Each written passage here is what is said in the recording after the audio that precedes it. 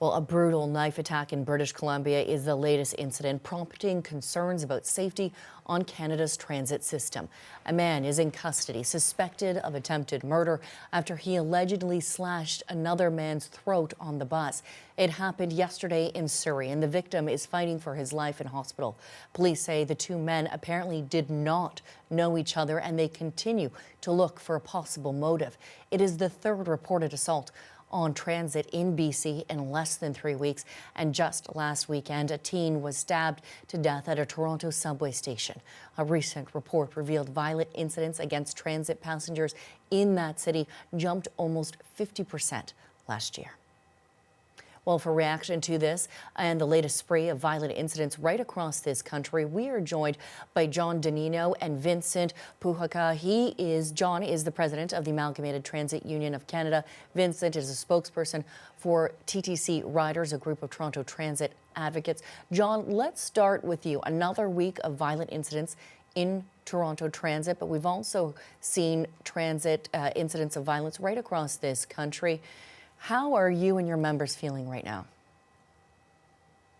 Quite frankly, we're not doing that well. As violence escalates across the country, our operators on the front lines are more and more fearful for their safety and their well-being and the well-being of the riding public. This is at crisis levels, things that we've never seen before.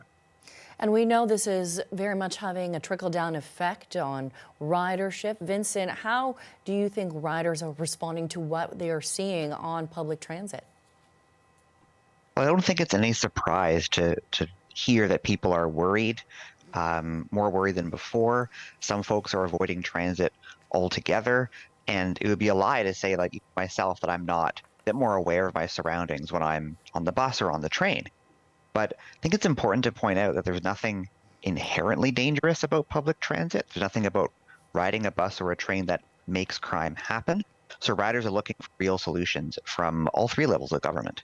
So let's talk about what possibly could be behind this. John, I know yesterday in BC, a man was left life-threatening injuries after being stabbed on a bus. How widespread do you think this problem is, not just in Toronto, but really right across this country? So the kind of numbers that we're seeing in Toronto with about 50% increase in violence is pretty consistent right across the country. Edmonton reported about a 53% increase. Just last week, there was a number of assaults and stabbings, unprovoked attacks in Calgary Transit, but we're seeing it in every municipality and jurisdiction across this country. And this is just over the last 6 months, things have escalated to unprecedented levels. Things that, where we've never seen it before. So, what are the root causes?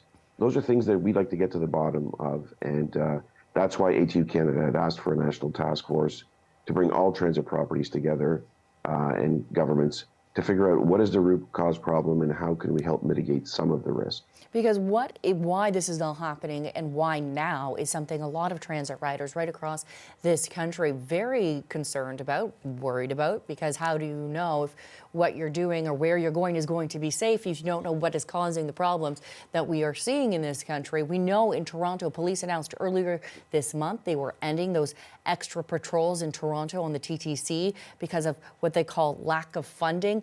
Vincent, I want to start with you. Do you think that was the right move? Well, it's interesting to note that we actually don't have any data yet as to whether the extra police patrols actually did reduce violence. What did actually happen was in January, before the extra police patrols began, violence had ticked downward a little bit until these more recent, pretty serious events took place. There's no evidence that the police actually were reducing violence. What transit riders want to see a response, a whole of government response to these incidents. So we need to see transit systems actually staffed more on platforms and on buses. This flies in the face all the cuts that have been taking place across the country. A lot of transit systems want to reduce their staff. We don't want to see that. We want to see more uniformed staff around helping riders, making them feel more welcome, safe.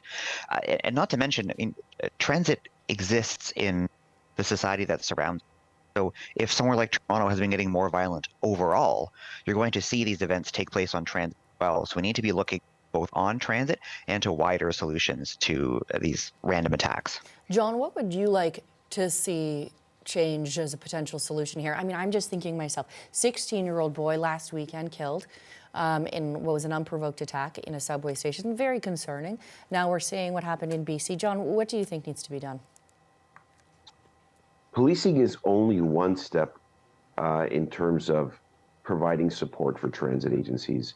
You know, increased vigilance is going to deter some. And it brings a sense of comfort not only to our staff, but to the riders. And I would agree with the previous speaker, Vincent. Look, you know, over the last number of years, transit agencies have been cutting back frontline workers. The visibility isn't there. People are roaming much more freely without having to see any officials of the transit agency. But, you know, look, things like cell phone use in subway stations. When people have an emergency situation, they have no access to cell phone use. They have to be able to access the support services they need. But broadly speaking, you know, what we've seen is those with you know, mental health issues, addiction issues, all of those things. Our society, the economy is at an all-time low. People are struggling. And I want to make it clear, not all those that suffer from mental health issues and addiction issues are the perpetrators of violence. But when you put everything together, these are things that are increasing, what we suspect are increasing the amount of violence that's happening on transit properties across this country. Some of those things are going to be long-term solutions because they are, you know, institutions that need to be shored up, funding that needs to be coordinated in the short term. I want to get both of your take on this. What do you think needs to be done to curb violence on what we're seeing in transit right across this country? Vincent, let's start with you. What do you think? Well, the first thing we need to do is actually increase service, not cut service. So I can speak to Toronto because I ride the quite frequently. And last week, actually, saw service cuts across the system. The city said there isn't enough money to run transit. We know, and I think John agrees with me, that that's not true. We live in a wealthy society. We can actually fund an increase of transit service above and beyond what we saw in 2019. That's going to help bring people back to transit because we know that a well-used transit system is a safe transit system. Furthermore, a well-funded system is a well-staffed system. So you're going to have that staff visibility on buses and trains.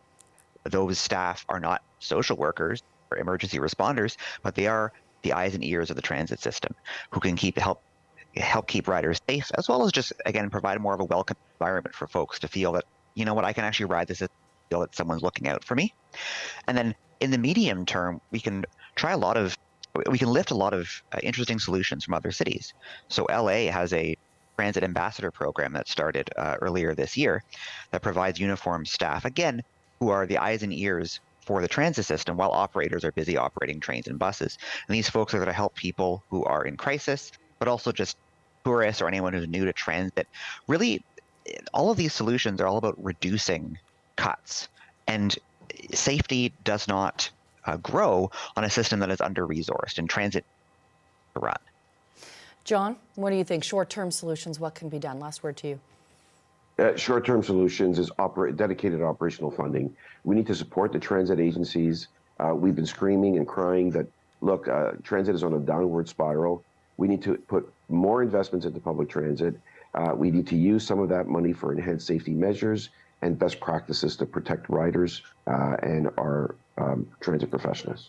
All right, we'll have to leave it there. John Nino and Vincent Puhakka, thank you both for your time today. Thank you.